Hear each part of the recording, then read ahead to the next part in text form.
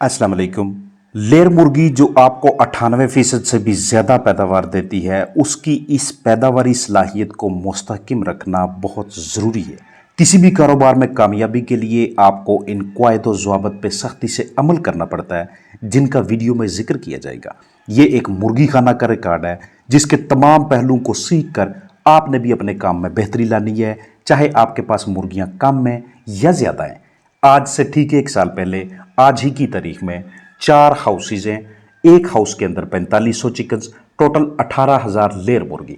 सबसे पहले बात करते हैं कि पैदावारी सलाहियत को मुस्तहकम कैसे रखा जाता है एक लंबे अरसे के लिए। उसके लिए 3 आसान तरीन बुनियादी चीज़ें हैं। सबसे पहले आपको पता होना चाहिए कि आप रोज़ाना की बुनियाद पर अपने चिकन्स को खुराक कितनी दे रहे हैं। यहाँ पे 105 ग्राम के हिसाब से खुराक दी जाती है, जो रोज़ाना की 1890 किलो बनती है।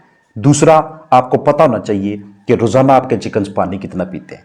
4500 लीटर पानी पीते हैं, जो कि फी चिकन 250 ml बनता है। तीसरा, आपके सामने वो प्रोडक्शन होनी चाहिए, वो सारा अंडा होना चाहिए जो उस दिन की आपके चिकन्स की पैदावार है। अब इसमें से क्या करना है कि तमाम ए ग्रेड अंडे अलग होंगे, जिनको एक अच्छे रेट पे सेल किया जाएगा, जो भी उस वक्त पीपीए का, पाकिस्तान पोल्ट्री एसोसिएशन का एग रेट है पंजाब का। और उसमें से वो वाले तमाम अंडे अलग किए जाएंगे जो छोटे हैं, जो टूट चुके हैं शेल के कमज़ोर होने की वजह से, या जो ज़ाया हो गए, या जिनके ऊपर खून लगा हुआ है, या वो वाले अंडे जिन्हें आपने फर्श से उठाया है, या फिर जिनकी शक्ल बिगड़ी हुई है। अब शेयर करता चलूँ कि ये काम करना ज़रूरी क्यों है। रोज़ाना की बुनियाद पे यहाँ चिकन्स को 105 ग्राम से जो खुराक दी जाती है, वो केजीज में 472 किलो 500 ग्राम बनती है। 472 किलो 500 ग्राम खुराक खा के 250 ml पानी पी के आपको ये 4500 मुर्गी 98.5% पैदावार के साथ 4433 अंडे देती है। इन 4433 अंडों में से आपको 3 अंडे छोटे मिले, 7 अंडे आपके ज़ाया हुए, 11 अंडों के ऊपर खून लगा हुआ था, 4 अंडे ऐसे कि जो आपने फर्श से उठाए। कोई भी अंडा बिगड़ी शक्ल का नहीं था, कोई भी अंडा ऐसा नहीं था कि जो टूट चुका हो। अब जो 3 अंडे छोटे, इसका मतलब यह है कि इन 4500 चिकन्स में से 3 मुर्गियां ऐसी हैं कि जो मसलसल लगातार आपको छोटे अंडे दिए जा रही हैं। खून अंडों के ऊपर नजर आने का मतलब ये होता है कि बीच में कुछ मुर्गियां या तो बहुत ज्यादा मोटी होती जा रही हैं, या इतनी कमजोर हो चुकी हैं कि अंडे को जिस्म से बाहर निकालने के दौरान उसके ऊपर खून लग जाता है। ज़ाया होने का मतलब ये होता है कि अंडों का छिलका कमजोर होता जा रहा है।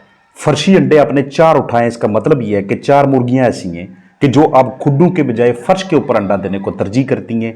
यहीं से आपको अलर्ट हो जाना चाहिए कि सबसे पहले हमने छोटे चिकन्स को आइडेंटिफाई करना है, उनका हमने वजन बढ़ाने की कोशिश करनी है ताकि इनके अंडे भी बड़े हो जाएं। क्योंकि जो चिकन्स आपको आज छोटे अंडे मसलसल दे रहे हैं, ऐन मुमकिन है कि आने वाले दिनों में, आने वाले हफ्तों में वो अंडे देना ही बंद कर दे।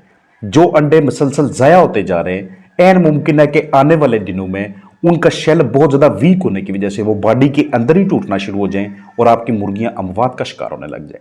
जिन अंडों के ऊपर आपको खून नजर आ रहा है, मतलब ये है कि बहुत ज़्यादा फैटी हो जाना, वजन बढ़ता जाना, हमें यहाँ पे फीड कंट्रोल करने की ज़रूरत है, या फिर हम लाइट टाइमिंग सही तरीके से मैनेज नहीं कर पा रहे। एक्चुअली मैं बताना ये चाहता हूँ कि जितने ज़्यादा अंडे बी ग्रेड और सी ग्रेड होते जाते हैं, उतना मुस्तकबिल में इम्कानात होते हैं कि आपके फलाक की प्रोडक्शन बहुत नीचे आ जाएगी।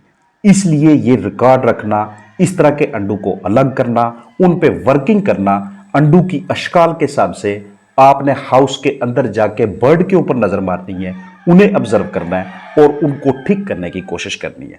खुराक और पानी बहुत ही इंपॉर्टेंट किस्म के पैरामीटर्स होते हैं। खुराक की टाइमिंग को नोट कीजिएगा। 105 ग्राम खुराक दी थी, 472.5 kg। ये इन्होंने पहले टाइम की खुराक दिन को 9:30 बजे खत्म की थी। आज खुराक 11:30 बजे खत्म हुई है। इसका मतलब है या तो वेदर चेंज हुआ है, या फिर हमारे चिकन्स के अंदर कोई मसला चल रहा है, या फिर हम फीड ही बहुत ज्यादा दे रहे हैं। फीड, वाटर और अंडों की पैदावार, ये तीनों मिल के आपको बता रहे होते हैं कि आपने अपनी मैनेजमेंट को किस साइड पे लेके जाना है। अगर प्रोडक्शन उसी जगह पे बरकरार है, आहिस्ता आहिस्ता मौसम की तब्दीली के साथ साथ फीड को नीचे लेते हैं। अगर प्रोडक्शन उसी जगह पे बरकरार नहीं है, वो नीचे आती जा रही है, वाटर इनटेक के ऊपर नजर रखें कि कल 250 ml था, 1125 लीटर पानी पिया था, आज इसने 150 या 1000 लीटर भी पानी नहीं पिया। जो कि उसके ml में 225, 30 या 35 ml 35 cc इतना बनता है। फिर आप क्या करते हैं कि रोजाना की बुनियाद पे इसी तरह आप रिपोर्ट बनाते हैं, अगले दिन फिर बनाते हैं। हफ्तावार आप उन रिपोर्ट्स का आपस में मुवाजना कर रहे होते हैं कि किस दिन बाहर किस तरह का वेदर था, टेम्परेचर क्या था, ह्यूमिडिटी क्या थी, मिनिमम टेम्परेचर यानी कम से कम दर्जा हरारत क्या था, ज्यादा से ज्यादा दर्जा हरारत क्या था। इसीलिए मैं कह रहा होता हूं कि अगर आपने मनज़म तरीके से चलना है तो रात का भी आपके पास टेम्परेचर होना चाहिए, दिन का भी टेम्परेचर होना चाहिए। ये जो इस तरह की स्टडी होती है, इस तरह का जो मुआवजना होता है, ये आपके फ्लाक में किसी किस्म की कोई प्रॉब्लम आ जाए, अगर अंडू की पैदावार नीचे आ जाए तो आपको क्लू मुहैया करती है, आपके सामने शवाहद होते हैं कि कहां पे हमसे गड़बड़ हुई है। इस तरह का रिकॉर्ड कीपिंग के लिए आपके पास कोई रजिस्टर होना चाहिए जिसपे सबसे पहले आप लिखेंगे कि खाना नंबर, किस खाने में कितनी मुर्गी आपने रखी हुई है, ओपनिंग बैलेंस यानी कि कल आपके पास कितनी मुर्गी थी, सुबह के टाइम आपके पास कितनी मुर्गी थी। उसके बाद उसमें से हम अमवात निकालते हैं, एक भी डेथ होती है उसको माइनस करके टोटल बर्ड लिखते हैं। फीड आपके पास ग्राम में भी लिखी होनी चाहिए, केजीज में भी लिखी होनी चाहिए।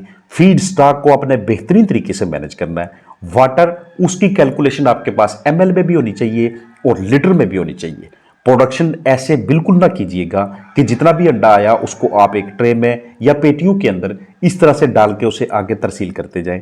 अगर आपने अपने काम में बेहतरी लानी है तो आपको इल्म होना चाहिए कि आपके किस खाने में मुर्गियों की क्या कंडीशन है, और वो आप अंडू की अशकाल देख के, अंडे का वेट देख के बेहतरीन तरीके से जज कर लेते हैं। याद रखिएगा कि जब भी आपके फ्लाक में प्रॉब्लम आती है, जब भी आप किसी अच्छे डॉक्टर को अपने पास बुलाते हैं, तो सबसे पहले उन्होंने आपका रिकॉर्ड मांगना है आपसे।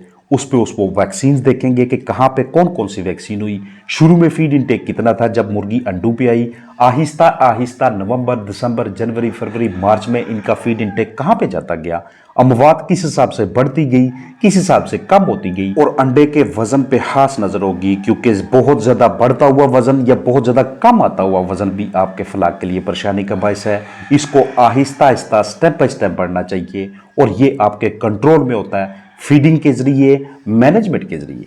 आपके सामने सारा रिकॉर्ड लिखा हुआ है। किसी एक खाने की पैदावार भी कम होना शुरू हो जाती है तो सबसे पहले आपको अपने रजिस्टर पे लिखा हुआ वो सारे का सारा डेटा आपकी हेल्प करेगा। उसी डेटा को अलग किसी पेज के ऊपर लिख के वहां पे आपने अपने चिकन्स के पास जाना है। अंडे के बी होने के साथ, सी ग्रेड होने के साथ साथ आपने उसे रिलेट करके उसमें से प्रॉब्लम को बाहर निकालने की कोशिश करनी है।